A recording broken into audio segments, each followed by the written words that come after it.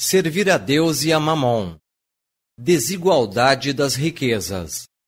A desigualdade das riquezas entre os homens é um desses problemas que inutilmente se procurará solucionar quando se considerar apenas a vida atual.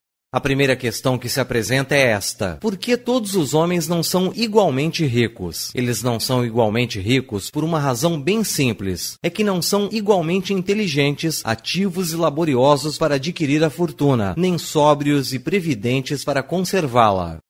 Considere-se também que é um princípio matematicamente demonstrado que, se a riqueza fosse dividida em partes iguais para cada um, essa parte seria mínima e insuficiente. Supondo-se que fosse feita essa divisão, o seu equilíbrio seria rompido em pouco tempo pela diversidade de características e de capacidade que há entre os homens. Supondo-se, porém, que essa divisão da riqueza fosse possível e durável, tendo cada pessoa com o que viver, teríamos a extinção de todos os grandes trabalhos que concorrem para o progresso e o bem-estar da humanidade.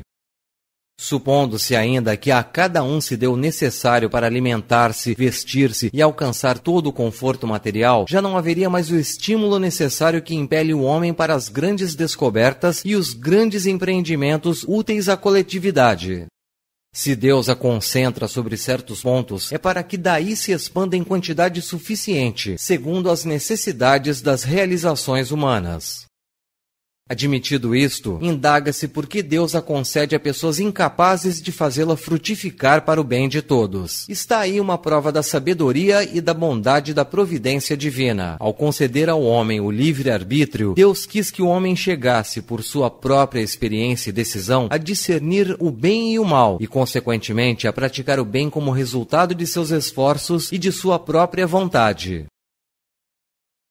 O homem não deve ser fatalmente conduzido ao bem e nem ao mal. Se assim fosse, ele não seria mais que um instrumento passivo e sem responsabilidade como os animais. A riqueza é, assim, um meio de prová-lo moralmente, mas como a riqueza é, ao mesmo tempo, um poderoso meio de ação para o progresso, Deus não quer que ela se torne por longo tempo improdutiva. Deus a desloca incessantemente de uma mão para a outra. Cada uma das pessoas deve possuí-la para exercitar-se no seu uso e demonstrar o emprego que sabe dar-lhe.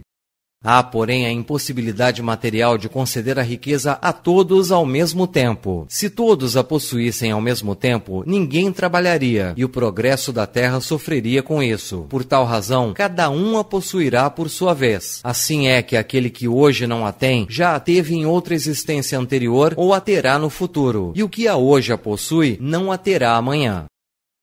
Há ricos e pobres, porque Deus, sendo justo, faz com que cada um trabalhe por sua vez. A pobreza é, para uns, a prova da paciência e da resignação. A riqueza é, para outros, a prova da caridade e da abnegação.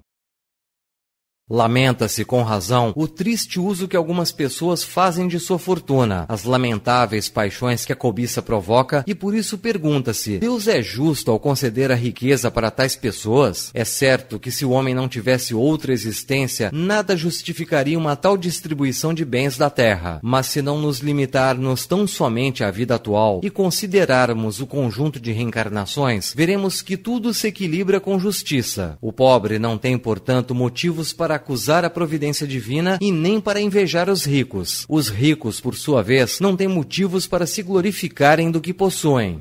Se os ricos abusam, não será com decretos e nem com leis maliciosas que se consertará o mal. As leis podem modificar momentaneamente a aparência do mal, mas não podem modificar a natureza dos sentimentos. Eis porque as leis injustas têm uma duração curta e são quase sempre seguidas de uma reação desenfreada. A origem do mal está no egoísmo e no orgulho. Os abusos de qualquer natureza cessarão por si mesmos quando os homens orientarem suas ações sob a inspiração da lei de caridade.